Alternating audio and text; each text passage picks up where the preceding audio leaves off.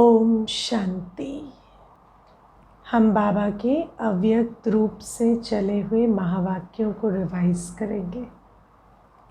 आज की वाणी की ओरिजिनल डेट है 3 फरवरी 1988 और वाणी का सार है ब्रह्मा माता पिता की अपने ब्राह्मण बच्चों के प्रति 2 शुभ आशाएं। वैसे तो बाबा सर्व बच्चों की आशाएं पूर्ण करने वाले हैं, लेकिन हम वो भाग्यवान बच्चे हैं। पूरे कल्प में केवल हम ही ऐसे भाग्यवान बच्चे हैं जिनके प्रति ब्रह्मा माता पिता आशाएं रखते हैं।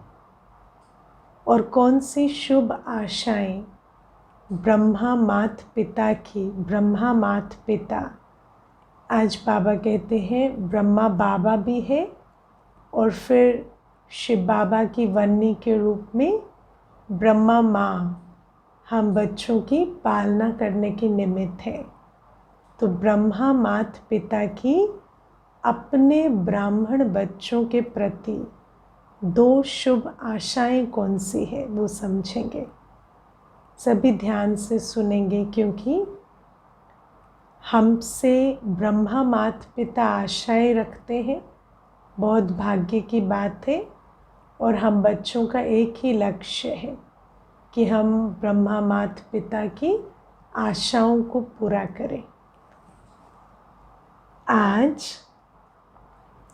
विश्व की सर्व आत्माओं की सर्व आशाएं पूर्ण करने वाले बाप दादा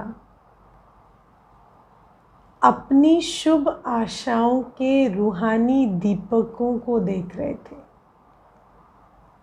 विश्व की सर्व आत्माओं की सर्व आशाएं पूर्ण करने वाले बाप दादा अपनी शुभ आशाओं के रूहानी दीपकों को देख रहे थे।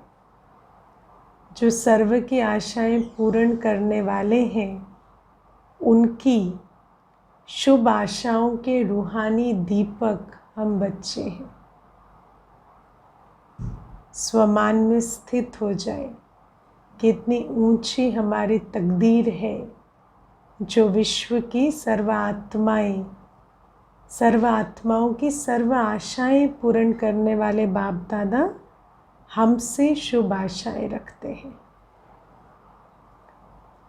जैसे बाप सर्व की शुभ आशाएं पूर्ण करने वाले हैं, बाबा भी सर्व की शुभ आशाएं पूर्ण करने वाले हैं। तो बच्चे भी बाप की शुभ आशाएं पूर्ण करने वाले हैं। बाप बच्चों की आशाएं पूर्ण करते और बच्चे बाप की करते। बाप की बच्चों प्रति शुभ आशाएं कौन सी हैं वो जानते हो ना? बाबा की हम बच्चों के प्रति कौन सी शुभ आशाएं हैं जानते हो? सब अपना अपना उत्तर तैयार कर लेंगे कि आपकी समझ में बाबा की शुभ आशाएं कौन सी हैं, और फिर चेक करेंगे कि बाबा ने क्या सुनाया। हर एक ब्राह्मण आत्मा बाप की आशाओं के दीपक है। दीपक अर्थात सदा जागती ज्योत। दीपक क्यों कह रहे बाबा? दीपक अर्थात सदा जागती ज्योत। ऐसे बच्चे जो सदा बाप की आशाएं पूर्ण करते हो।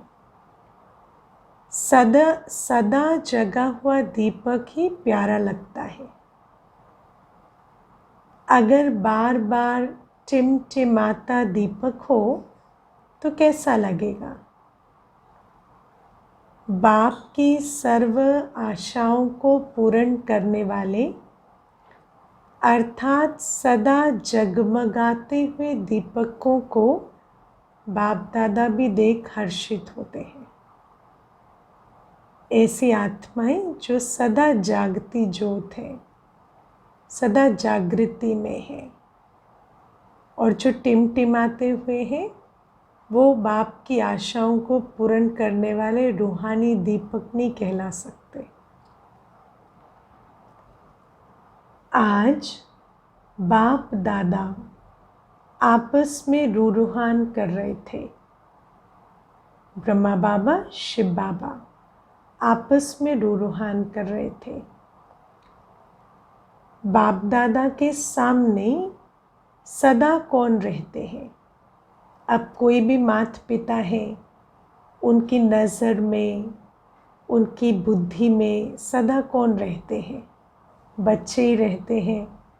तो यहाँ भी बाप दादा माता पिता के सामने सदा कौन रहते हैं? बच्चे रहते हैं ना। तो रूहान भी बच्चों की ही करेंगे ना, क्योंकि बाप दादा को तो एक ही संकल्प है बच्चों का। तो रूहान भी बच्चों की ही करेंगे। शिव बाप ब्रह्मा से पूछ रहे थे कि बच्चों के प्रति अब तक कोई शुभ आशाएं हैं? शिव बाबा देखो ब्रह्मा बाबा को क्या पूछ रहे हैं कि बच्चों ने सर्व आशाएं पूर्ण कर दी या अभी भी कुछ शुभ आशाएं हैं बच्चों के प्रति? तो ब्रह्मा ने बोला कि बच्चे नंबरवार अपनी शक्ति प्रमाण, स्नेह प्रमाण और अटेंशन प्रमाण सदा बाप की शुभ आशाओं को पूर्ण करने में लगे हुए ज़रूर हैं। बाबा ने ये कहा कि सब एक जैसे नहीं हैं, नंबरवार हैं। स्नेह, शक्ति और अटेंशन सबका अलग अलग है, लेकिन यथाशक्ति सभी की भावना ये है कि हम बाबा की आशाओं को पूर्ण करें, और वो लगे हुए भी ज़रूर हैं। हर एक की दिल में उमंग, उत्साह ज़रूर है। जबकि बाप ने हमारी सर्व आशाएं पूर्ण की हैं, तो हम भी बाप की सर्व आशाएं पूर्ण करके ही दिखाएं। ये उमंग, उत्साह है। लेकिन करके दिखाने में नंबरवार बन जाते हैं। उमंग उत्साह तो सभी रखते हैं, बहुत सारा रखते हैं, लेकिन जब करने की बारी आती है तो नंबरवार बन जाते हैं। पक्की बात है। अब बाबा बताते, सोचना और करके दिखाना, इसमें अंतर पड़ जाता है। कोई कोई बच्चे ऐसे भी हैं जो सोचना और करके दिखाना इसमें समान है, लेकिन सभी ऐसे नहीं हैं। जिस समय बाप के स्नेह और बाप द्वारा प्राप्तियों को स्मृति में लाते हैं, जिस समय स्मृति स्वरूप है कि बाबा से हमें कितना स्नेह मिला, कितनी प्राप्तियां हुई, जब स्मृति स्वरूप है कि बाप ने क्या बनाया और क्या दिया, तो स्नेह स्वरूप होने के कारण बहुत उमंग उत्साह में उड़ते हैं कि बाप ने जो कहा है वो मैं ही करके दिखाऊंगा। लेकिन है ना, स्थिति कैसी होती है? बिल्कुल उमंग उत्साह। अब तो बाबा पर बलिहार जाना है, बाबा ने जो कहा है वो मुझे ही करके दिखाना है। लेकिन फिर क्या होता है, जब सेवा के व संगठन के संपर्क में आते हैं, अन्य आत्माओं का प्रभाव पड़ता है, या सेवा में जब सचमुच प्रैक्टिकल कर्म में आने की बारी आती है, अर्थात प्रैक्टिकल करने के लिए कर्म में आना पड़ता है, तो कहाँ संकल्प और कर्म समान हो जाता है, अर्थात वही उमंग उत्साह रहता है। किसी किसी बच्चे को तो बाबा सर्टिफिकेट दे रहे हैं कि उनका तो संकल्प और कर्म समान रहता है। और कभी कभी कर्म में आने के समय संगठन के संस्कार व माया व प्रकृति द्वारा आए हुए सर्कमस्टेंसेस रूपी पेपर कहाँ मुश्किल अनुभव कराते हैं। एक तो संगठन में भिन्न भिन्न संस्कारों को देखते हैं, दूसरा माया जो प्रभावित करती रहती है मन को, चक्कर टक्कर में लाती रहती है, तीसरा कई सर्कमस्टेंसेस रूपी पेपर आते हैं, है ना, प्रकृति के द्वारा। ये कहाँ मुश्किल अनुभव कराते हैं। तो कहीं कहीं पर तो संकल्प और कर्म समान है, कहीं कहीं पर ये बातें मुश्किल अनुभव कराती हैं। इसीलिए स्नेह से जो उमंग उत्साह का संकल्प रहा, वो सर्कमस्टेंस के कारण, संस्कार के कारण करने में अंतर डाल देता है। फिर सोचते हैं अगर ये नहीं होता ना तो बहुत अच्छा होता, हम तो कर रहे थे, करना भी चाहते थे, किंतु परंतु अगर मगर ये बात आ गई। अगर और मगर के चक्कर में आ जाते हैं। कितनी अच्छी तरह से बाबा बता रहे हैं, अगर ये नहीं होता, अगर ऐसा नहीं होता तो ऐसा कर लेते, मैं तो करना चाहता था मगर ये बात हो गई, मगर ऐसा हो गया, होना तो ये चाहिए लेकिन ऐसा हुआ, इसीलिए ये हुआ। इस अगर मगर के चक्र में आ जाते हैं। इसीलिए उमंग उत्साह का संकल्प और प्रैक्टिकल कर्म में अंतर हो जाता है। अब सबसे बड़ी बात है, बाबा ने हमें ज्ञान दिया है कि जब भी हम श्रेष्ठ संकल्पों को कर्म में लाएंगे तो बहुत सारे पेपर आएंगे। उन पेपर से पार कैसे होना है, वो सारी विधियां भी बाबा ने सिखाई है। फिर भी फंस जाते हैं, फिर भी कहते हमने ऐसा सोचा नहीं था, हमने ऐसा समझा था, किसने कहा था ऐसा सोचने को, ऐसा समझने को। लेकिन उन बातों को कारण बनाकर अपने भाग्य को गंवा देते हैं। तो ब्रह्मा बाप अपने बच्चों के प्रति विशेष 2 आशाएं सुना रहे थे, क्योंकि ब्रह्मा बाप को साथ ले भी जाना है और साथ रहना भी है। अब देखो, आज बाबा कहते हैं शिव बाबा को तो साथ ले जाना है, लेकिन ब्रह्मा बाबा को तो साथ ले भी जाना है और फिर सारे कल्प साथ रहना भी है। तो ब्रह्मा बाबा को बच्चों का ओना बहुत रहता है। इसीलिए पहले ब्रह्मा बाबा ये समझा रहे हैं कि बच्चों की भावना तो है कि बिल्कुल बाबा की सर्व आशाएं पूर्ण करें, लेकिन ये विघ्न आते हैं। और फिर बाबा 2 आशाएं सुना रहे हैं आज। शिव बाप तो साथ ले जाने वाला है, राज्य में व सारे कल्प में साथ शिव बाबा को नहीं रहना है, वो सदा साथ रहने वाला है ब्रह्मा बाबा, और वो साक्षी होकर देखने वाला है शिव बाबा।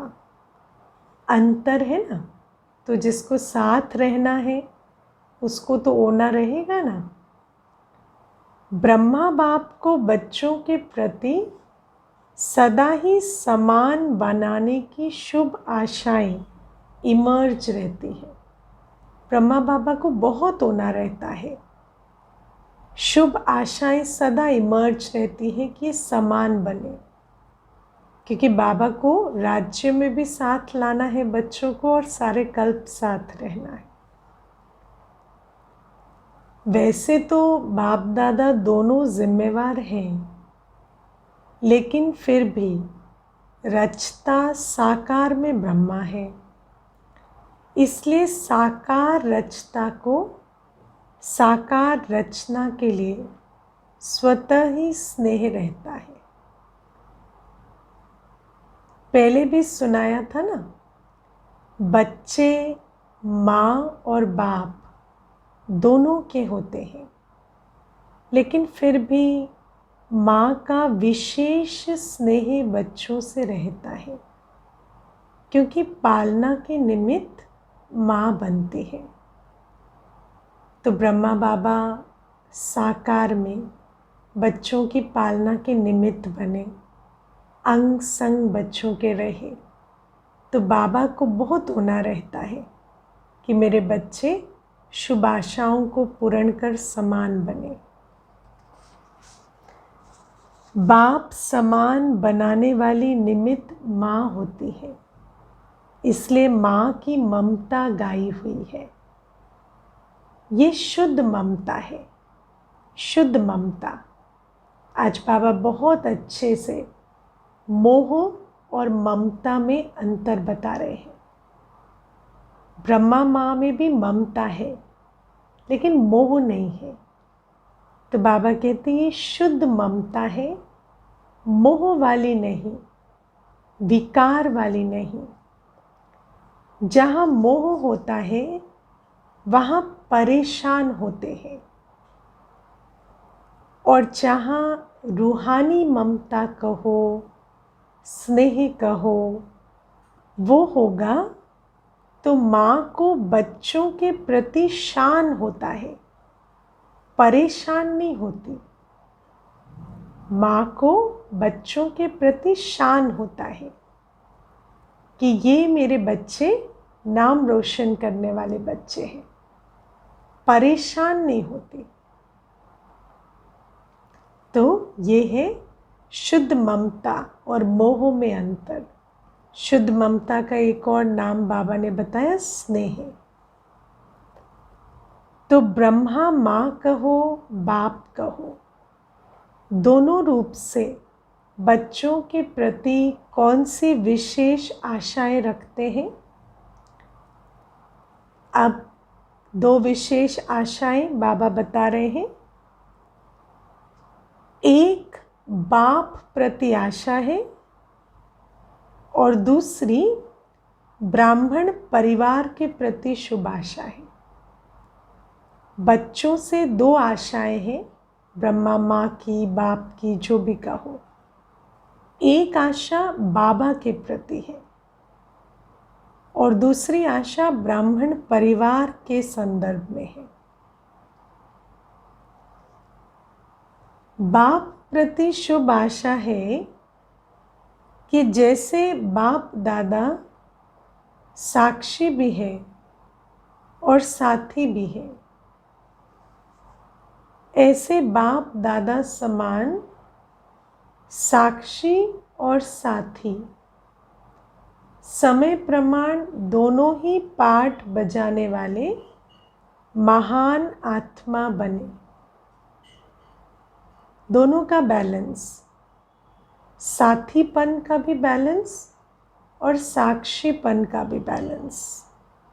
बाप दादा को देखो, सदा साथी भी है और साक्षी भी है। तो बाबा कहते बैलेंस हो साथीपन का और साक्षीपन का। जहाँ हमें रिस्पॉन्ड करना है वहाँ बाप दादा को साथी रूप में रख कर्म करना, और जहाँ बिंदु लगाना है वहाँ बाप दादा से समान साक्षी हो जाना। तो बाप प्रति शुभ आशा हुई, बाप दादा समान साक्षी और साथी बनना। एक बात में बाप दादा दोनों बच्चों से पूर्ण संतुष्ट है। वो क्या? तो पहले बाबा ने आशाएं बताई, अभी एक आशा बताई है जो बाप दादा के प्रति है कि जैसे बाप दादा साक्षीपन और साथीपन के बैलेंस में रहते हैं, ऐसे बच्चे भी बाप दादा समान साक्षी और साथी बने। एक बात में बाप दादा दोनों बच्चों से पूर्ण संतुष्ट है। अब बाबा हमें हिम्मत बढ़ा रहे हैं। बाप और दादा दोनों किस बात में बच्चों से संपूर्ण संतुष्ट है? सबको पता है ये उत्तर? क्या पता है बताओ भाई? सबको पता है कि स्नेह की सब्जेक्ट में बाबा कहते हैं बच्चे पास है।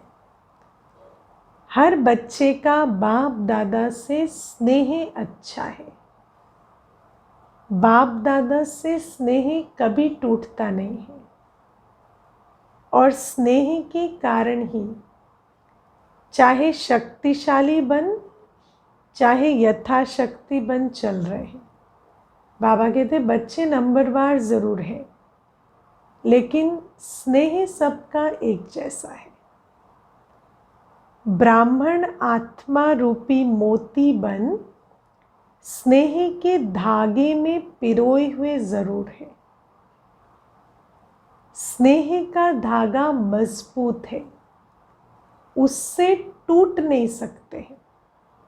भले ही मोती कैसा भी है, हल्का है, भारी है ना, भले ही मोती की क्वालिटी कैसी भी है, लेकिन स्नेह के धागे में पक्के पिरोए हुए हैं, टूटने का चांस नहीं है।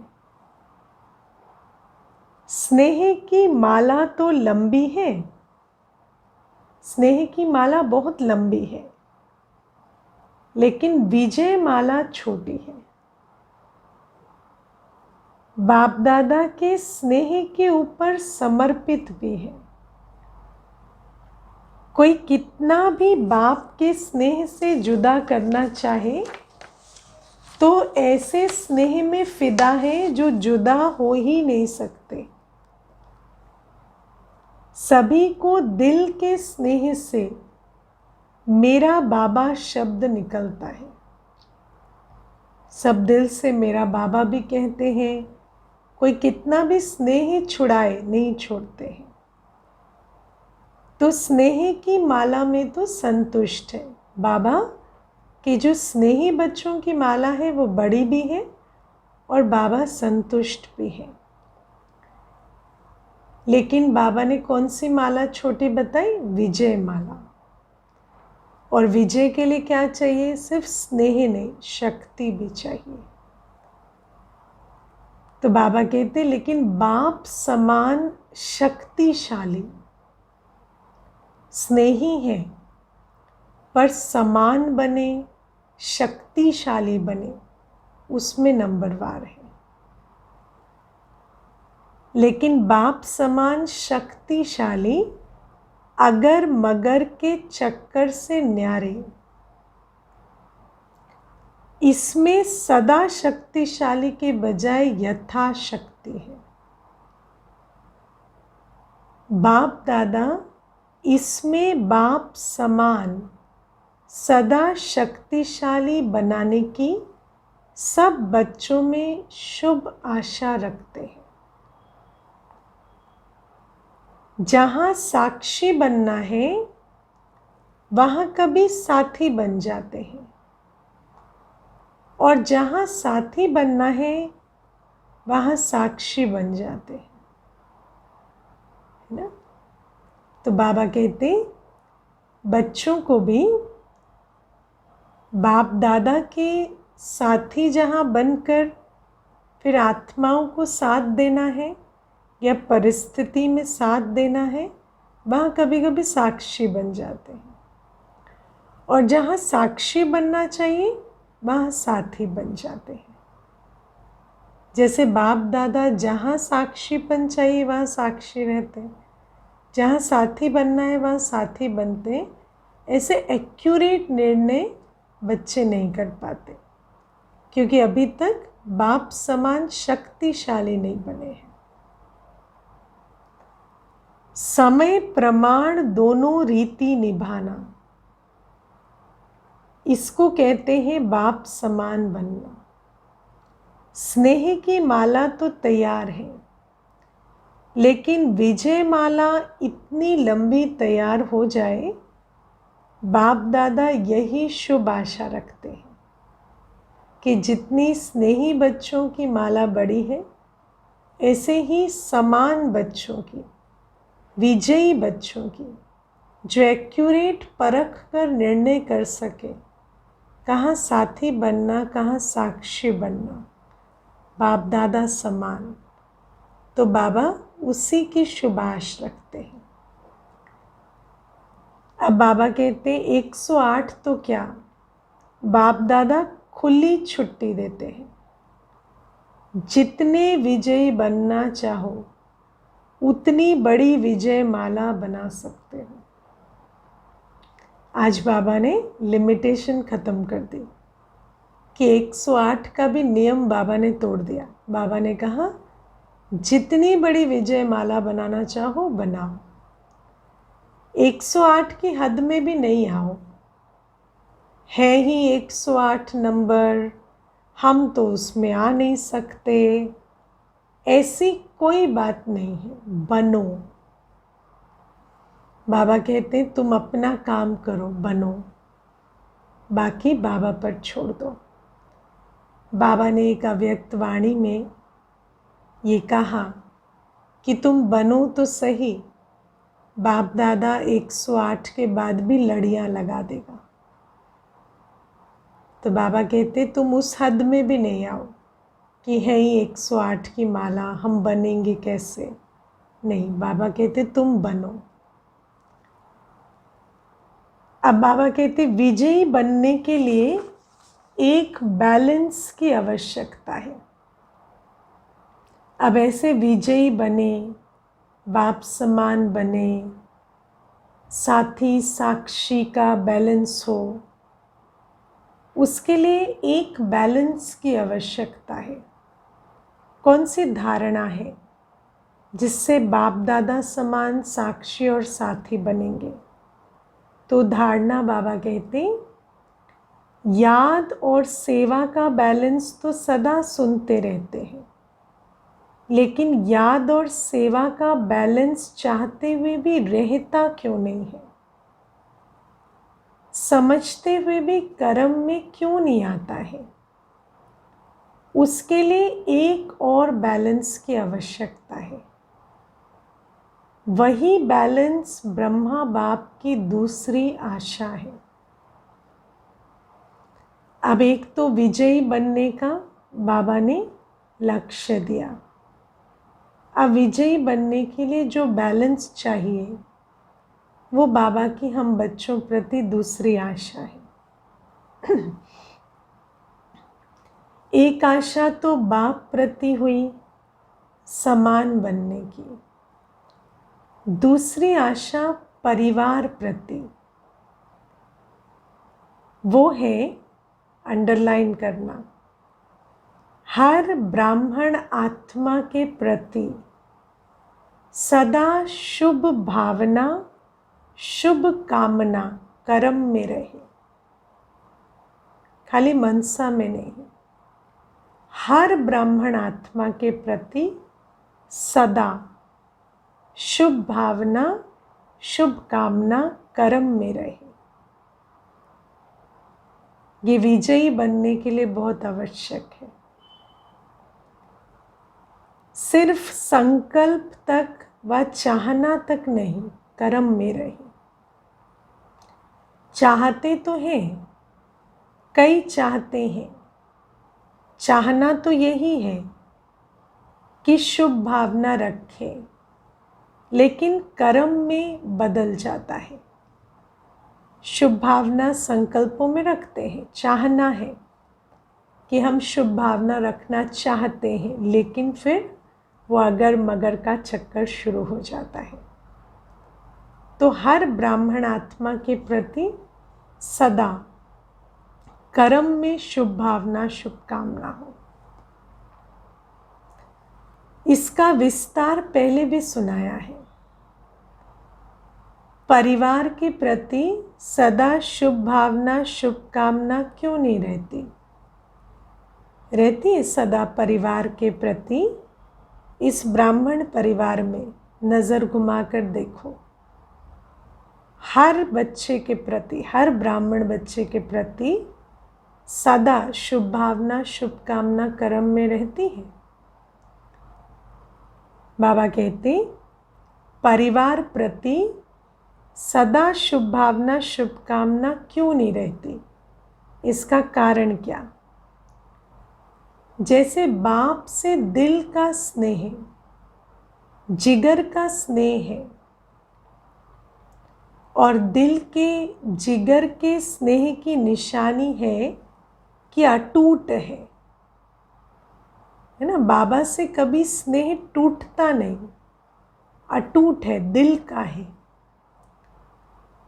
बाप प्रति कोई कितना भी आपको मिसअंडरस्टैंड करे,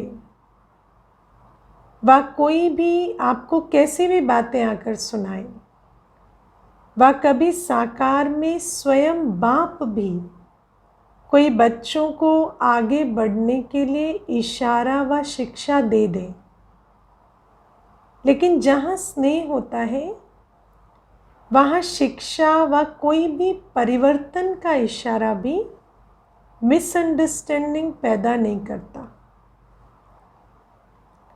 देखो, बाबा के प्रति हमें परिवार वाले, मित्र, संबंधी कितना कुछ कहते हैं, हमें उनसे वैराग आ जाता है, लेकिन बाबा के प्रति कभी मिसअंडरस्टैंडिंग नहीं होती।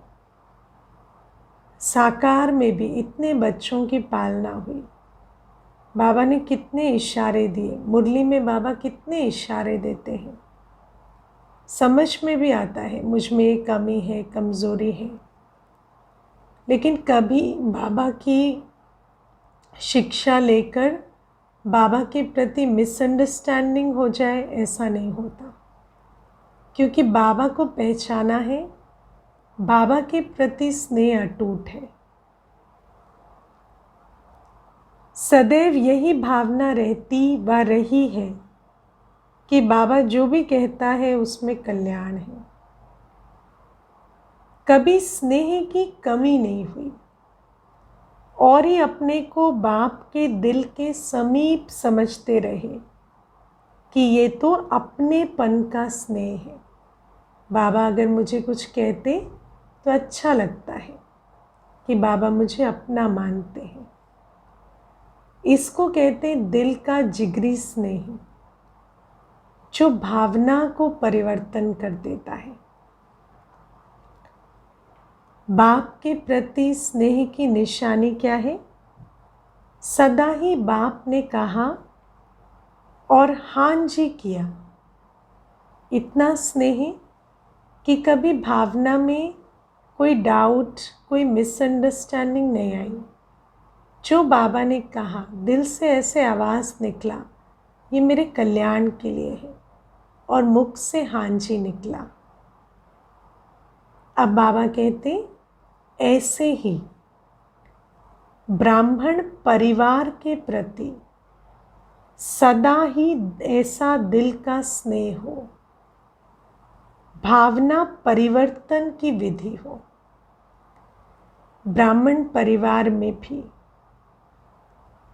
जो हमारे, जिनके साथ हमारा संपर्क है, उन आत्माओं के प्रति भी इतना दिल का स्नेह हो कि कभी उनकी बातें सुनकर, उनके इशारे पाकर भी हमारी भावना परिवर्तन ना हो पाए। अगर हमारा पुराना संस्कार भी है कि हम देह अभिमान में आते हैं, या मिसअंडरस्टैंडिंग होती है, वो भावना भी ये दिल का स्नेह परिवर्तन कर दे। तब बाप और परिवार में स्नेह का बैलेंस, याद और सेवा का बैलेंस स्वतः ही प्रैक्टिकल में दिखाई देगा। अब देखो, बाबा से स्नेह है तो याद, परिवार से स्नेह होगा तो सेवा, क्योंकि सेवा तो परिवार के साथ करनी होती है। तो याद और सेवा का बैलेंस तब ठीक होगा जब बाप से स्नेह और परिवार से स्नेह का बैलेंस समान होगा। अभी बाप से स्नेह है, परिवार से स्नेह नहीं है, तो बाप की याद में तो रहते हैं, पर परिवार में सेवा साथी, सहयोगी बने, वो भावना नहीं आती। लेकिन जैसा बाप से स्नेह है, ऐसा परिवार से स्नेह होगा, तो फिर हमारा याद और सेवा का बैलेंस ठीक हो जाएगा। और जब ऐसा होगा तो विजयी बन जाएंगे। तो बाप के स्नेह का पलड़ा भारी है, लेकिन सर्व ब्राह्मण परिवार में स्नेह का पलड़ा बदलता रहता है, कभी भारी कभी हल्का। किसके प्रति भारी, किसके प्रति हल्का। ये बाप और बच्चों के स्नेह का बैलेंस रहे। जितना बाबा से प्यार है उतना ही परिवार से प्यार हो जाए, और इससे फिर याद और सेवा का बैलेंस ठीक हो जाए, और फिर हम आत्माएं विजयी बन जाएं। यही ब्रह्मा बाप की दूसरी शुभ आशा है। समझा? इसमें बाप समान बनो, इसमें बाप समान बनो।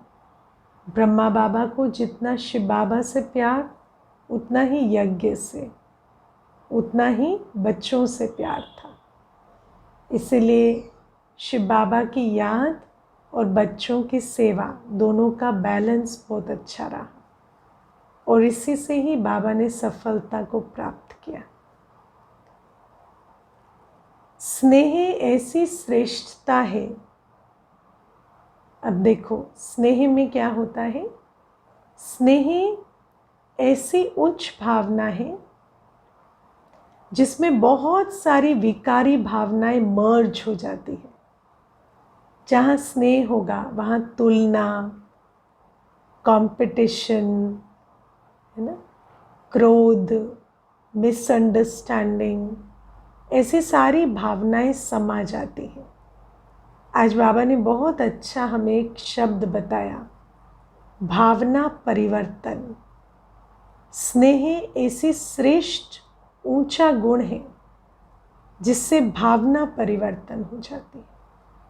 और सेवा में ये जो भावनाएं हैं, विकारों से जो भावनाएं आती हैं, वही सेवाधारी बनने नहीं देती।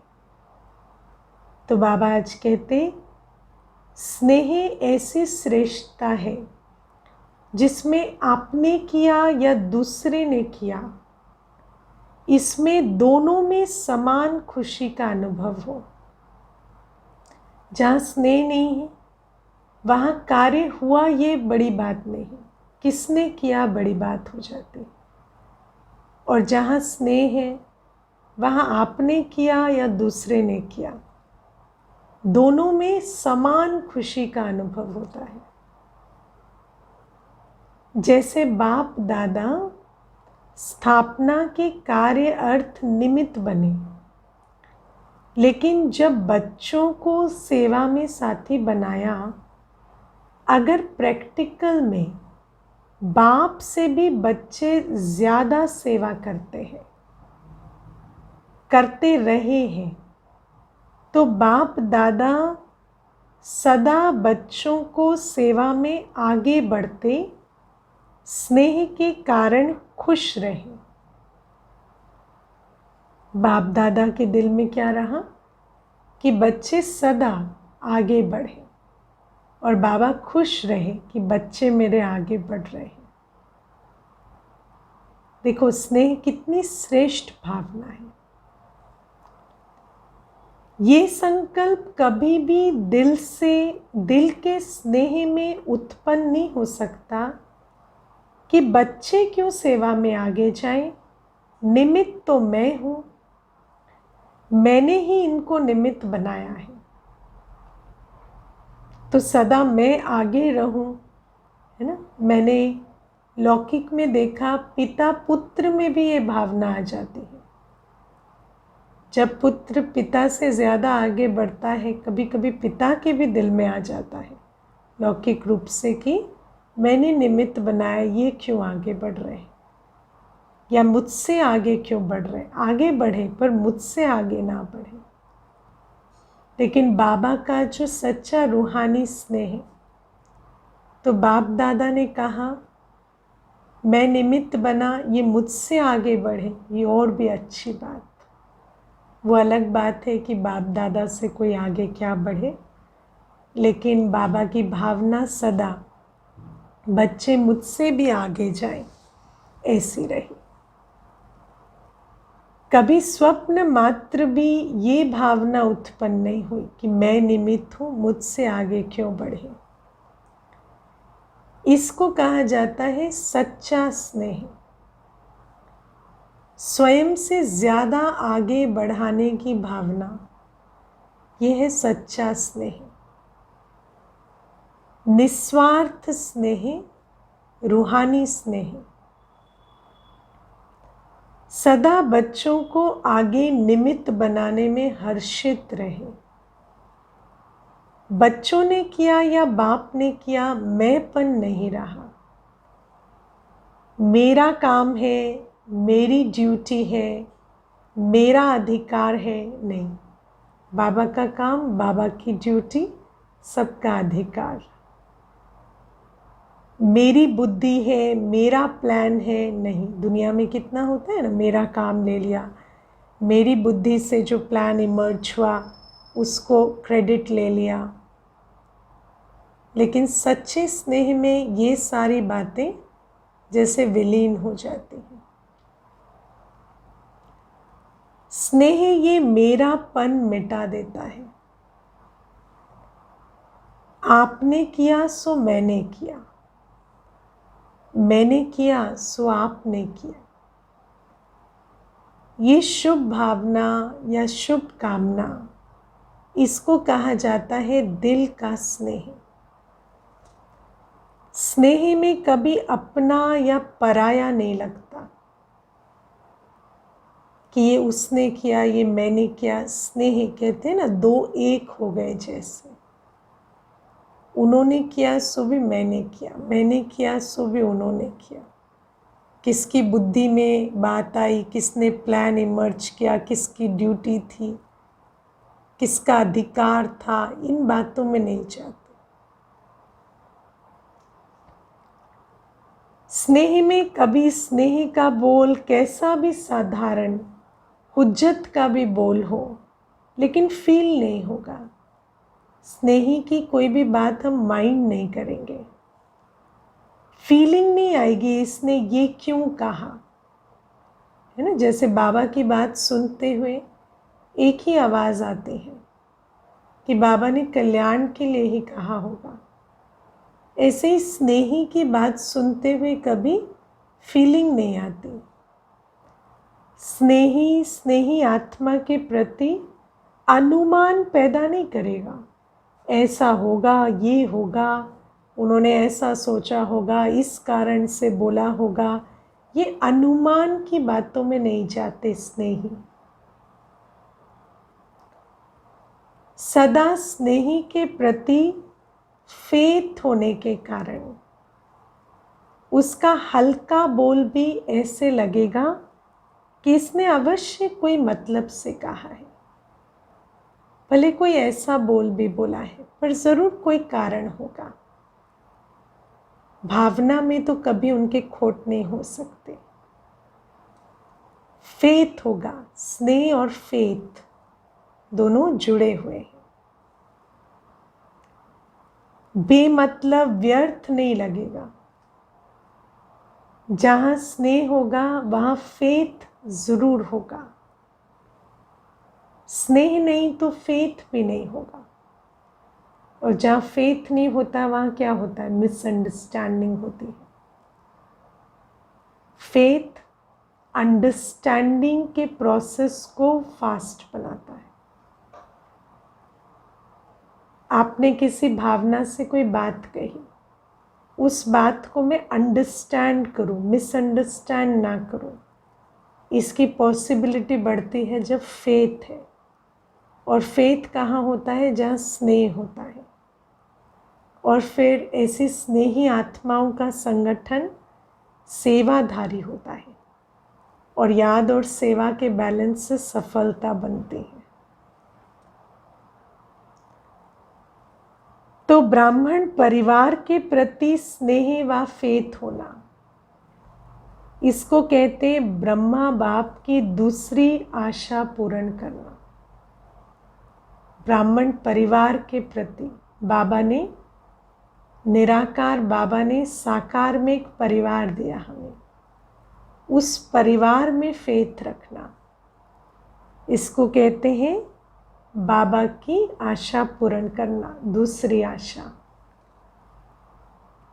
जैसे बाप के प्रति स्नेह के लिए बाप दादा ने सर्टिफिकेट दिया, ऐसे ब्राह्मण परिवार के प्रति जो स्नेह की परिभाषा सुनाई, उस विधि से प्रत्यक्ष कर्म में आना, ऐसा स्नेह स्वरूप होकर जब कर्म में आएंगे, ये भी सर्टिफिकेट लेना है। ये बैलेंस है। ये बैलेंस बाबा को चाहिए। जितना बाप से उतना बच्चों से। ये बैलेंस ना होने के कारण सेवा में जब आगे बढ़ते हो तो खुद ही कहते हो सेवा में माया आती है। बाबा से जितना स्नेह है, माया याद में उतना तंग नहीं करती। लेकिन परिवार से स्नेह नहीं होने के कारण माया सेवा में तंग करती है। और कभी कभी तो वायुमंडल को देख इतना भी कहते हो कि ऐसी सेवा से तो ना याद में रहना ही अच्छा है, हम तो न्यारे रहेंगे, हम तो किनारा करेंगे। सबसे सेवा छुड़ा के भट्टी में बिठा दो। हाँ, बाबा कहते हैं ऐसे थोड़ी, भट्टी में बैठने थोड़ी आए। भट्टी में बैठकर तैयार हुए तो अब उस तैयारी का लाभ सेवा में देना है ना। लेकिन बाबा कहते जहाँ परिवार के प्रति स्नेह नहीं होता वहाँ सेवा नहीं कर पाते। आप लोगों के पास ये संकल्प होते हैं समय प्रमाण। बाबा देखते हैं कि एक कमज़ोरी के कारण ऐसे संकल्प होते हैं बच्चों के। वास्तव में सेवा मायाजीत बनाने वाली है। बाबा कहते माया आती है विदाई लेने के लिए, लेकिन यदि हमने अपनी धारणा मजबूत नहीं की है, जैसे आज की मुरली प्रमाण स्नेह की फेथ की धारणा परिवार में मजबूत नहीं है, तो फिर माया गिराने के निमित्त बन जाती है। लेकिन वास्तव में माया क्यों आई थी? माया जीत बनाने, अनुभवी बनाने। माया लाने वाली नहीं है। बाबा कहते वास्तव में सेवा माया जीत बनाने वाली है, माया लाने वाली नहीं है।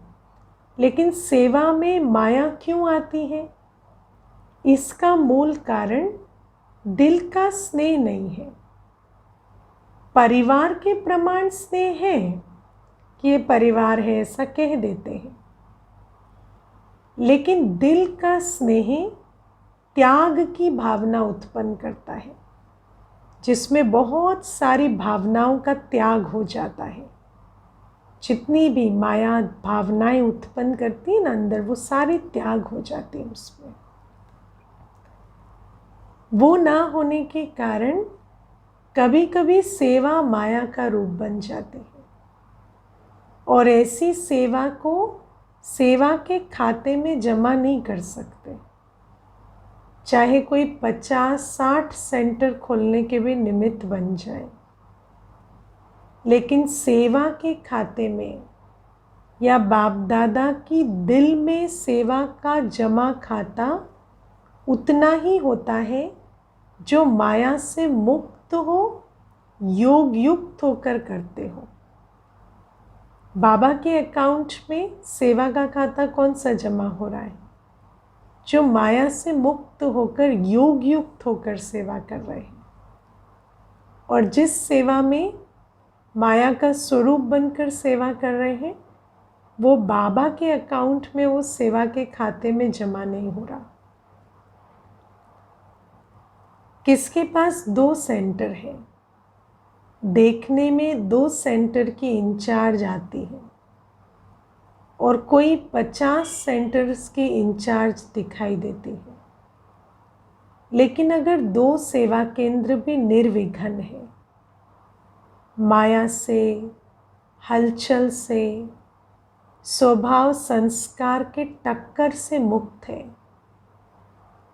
तो 2 सेंटर वाले का भी 50 सेवा केंद्र भी तो 2 सेंटर वाले का भी 50 सेवा केंद्र वाले से ज़्यादा सेवा का खाता जमा है। लेकिन 3 कंडीशन है। अगर निर्विघ्न है, माया से, हलचल से और स्वभाव संस्कार के टक्कर से मुक्त है ना, तो 2 सेंटर भले हैं लेकिन 50 से ज़्यादा सेवा का खाता जमा हो रहा है। इसलिए बाबा कहते हैं जहाँ दिल का स्नेह है, श्रेष्ठ भावना है, अन्य भावनाएं सारी इमर्ज है, साथीपन साक्षीपन का बैलेंस है, ऐसे सेवाधारी जो है वो पुण्य का बहुत खाता जमा कर रहे हैं। इसमें खुश नहीं हो जाओ मेरे 30 सेंटर्स हैं, 40 सेंटर्स हैं, लेकिन माया से मुक्त कितने सेंटर्स हैं? सेंटर भी बढ़ाते जाओ और माया भी बढ़ाते जाओ। ऐसी सेवा बाप के रजिस्टर में जमा नहीं होती है। आप सोचेंगे हम तो बहुत सेवा कर रहे हैं, दिन रात नींद भी नहीं करते हैं, खाना भी एक बार बना के रात को खा लेते हैं, इतना बिजी रहते हैं, लेकिन सेवा के साथ साथ माया में भी बिजी तो नहीं रहते। बिजी तो रहते हैं, लेकिन किस में बिजी हैं? ज़्यादा सेवा में बिजी है या माया में बिजी है? पहले अपनी स्थिति से माया का आह्वान करो, उसके बाद उस माया को भगाने में बिजी रहो और फिर नाम दो सेवा का कि सेवा में बिजी है। दादियों ने इतनी सेवा की लेकिन कभी बिजी वर्ड नहीं सुना। इजी क्यों? यथार्थ सेवा की। सेवा के नाम पर स्वभाव संस्कार के टकराव की माया में बिजी नहीं रहे। ये क्यों हुआ, ये कैसे हुआ, इसने क्यों किया, मैंने क्यों नहीं किया, मेरा हक, तेरा हक। लेकिन बाप का हक कहाँ गया? बाप का हक क्या है? बच्चे संपूर्ण स्वभाव संस्कारों के साथ समर्पण जाए, उसका क्या हुआ? समझा? सेवा अर्थात जिसमें स्व के और सर्व के सहयोग व संतुष्टता का फल प्रत्यक्ष दिखाई दे। अगर सर्व की शुभ भावना, शुभ कामना का सहयोग व संतुष्टता प्रत्यक्ष फल के रूप में नहीं प्राप्त होती है तो चेक करो क्या कारण है, फल क्यों नहीं मिलता। संतुष्टता का फल सर्व के सहयोग का फल, सर्व सहयोगी क्यों नहीं बन रहे, सर्व संतुष्ट क्यों नहीं है? क्यों वो फल नहीं निकल रहा, उसका कारण ढूंढो और विधि को चेक करके चेंज करो। ऐसी सच्ची सेवा बढ़ाना ही सेवा बढ़ाना है। सिर्फ अपनी दिल खुश नहीं करो कि मैं बहुत अच्छी सेवा कर रही हूँ, लेकिन बाप की दिल खुश करो। और बाप के अकाउंट में कब जमा होगा? जब सेवा निर्विघ्न है, हलचल से मुक्त है, संस्कार स्वभाव के टक्कर से मुक्त है और ब्राह्मण परिवार के दिल की दुआएं लो। इसको कहा जाता है सच्ची सेवा। दिखावे की सेवा तो बहुत बड़ी है, लेकिन जहाँ दिल की सेवा होगी वहाँ दिल के स्नेह की सेवा ज़रूर होगी। दिल की सेवा होगी तो दिल का स्नेह भी होगा। और इस स्नेह की सेवा कैसी होगी? बिल्कुल ऐसी जिसमें सारी नकारात्मक भावनाएं मर्ज हो जाती हैं। निर्विघ्न सेवा, इसको कहते परिवार के प्रति ब्रह्मा बाप की आश पूर्ण करना। ये थी आज की रूहान, बाकी और आगे सुनाएंगे। आज तो हमने बाप दादा की पर्सनल चिट चैट सुन ली। आज भारतवासी बच्चों की इस सीज़न का लास्ट चांस है, इसलिए बाप दादा क्या चाहते हैं वो सुनाया। एक सर्टिफिकेट पास का लिया है। कौन सा? बाबा के स्नेह का। अभी दूसरा सर्टिफिकेट लेना है। अच्छा, अभी बाप की आशाओं का दीपक सदा जगमगाते रहना। बाबा की आशाओं का दीपक हम जागती ज्योत है, और जितना हमें बाबा की आशाएं स्मृति में रहेंगी उतना ये आशाओं का दीपक जगता रहेगा। अच्छा, चारों ओर के सर्व ब्राह्मण कुल दीपक सदा बाप दादा की शुभ आशाएं पूर्ण करने वाले, सदा बाप और परिवार के दिल के स्नेह का बैलेंस रखने वाले, सदा दिल की सेवा से सेवा का खाता ज़्यादा से बाप की शुभ आशाओं के दीपकों को सच्चे दिल से सेवा करने वाले सेवाधारियों को बाप दादा का याद प्यार और नमस्ते। ऐसे बनाने वाले बाबा को भी हम बच्चों का याद प्यार, गुड मॉर्निंग और नमस्ते। ओम शांति।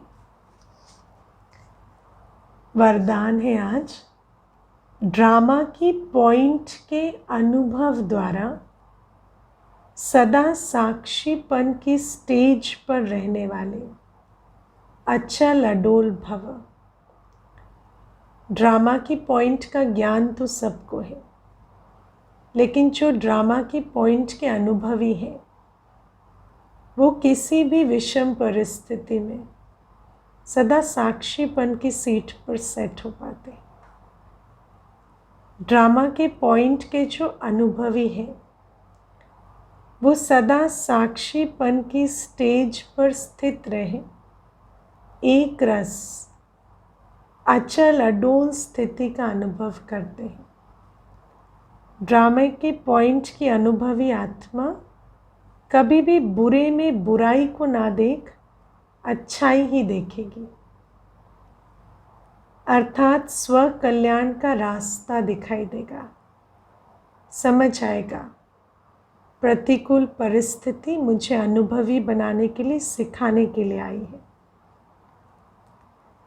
जैसे आज बाबा ने कहा ना, परिवार में स्नेह है, फेथ है, तो फेथ के कारण आवाज़ आएगा, ये बात मेरे कल्याण के लिए है। ऐसे ही ड्रामा कल्याणकारी है। इस बात में फेथ है तो पता होगा कोई भी परिस्थिति है वो स्व कल्याण के लिए आई है। अकल्याण का खाता खत्म हो गया, भगवान मिल गया, अकल्याण का खाता अभी नहीं चल रहा। कल्याणकारी बाप के बच्चे, कल्याणकारी युग है। इस नॉलेज और अनुभव की अथॉरिटी से अचल अडोल बनेंगे। ये नॉलेज है कि कल्याणकारी बाबा के हम बच्चे हैं, कल्याणकारी युग है, लेकिन इस नॉलेज और अनुभव की अथॉरिटी बनेंगे ना तो अचल अडोल रहेंगे। कोई संकल्प नहीं आएगा कि कहीं अकल्याण न हो जाए, कोई चिंता भय नहीं आएगी। हर बात में साक्षी हो, एक रस अचल अडोल स्थिति में स्थित रहेंगे। स्लोगन है, जो समय को अमूल्य समझकर सफल करते हैं वो समय पर धोखा नहीं खाते। बाबा ने बहुत बड़ा सृष्टि का नियम बताया। समय को जो सफल करते हैं वो समय पर धोखा नहीं खाते, और समय को सफल करने के लिए समय को अमूल्य समझते हैं। उनको समय कभी धोखा नहीं देता। दुनिया में कहते हैं ना, समय ने धोखा दे दिया, समय बहुत तेज चला, समय ने साथ नहीं दिया। बाबा कहते जो बच्चे समय के मूल्य को समझ समय को सफल करते, टाइम वेस्ट नहीं करते, वो कभी समय से धोखा नहीं खाते, समय पर धोखा नहीं खाते। ओम शांति।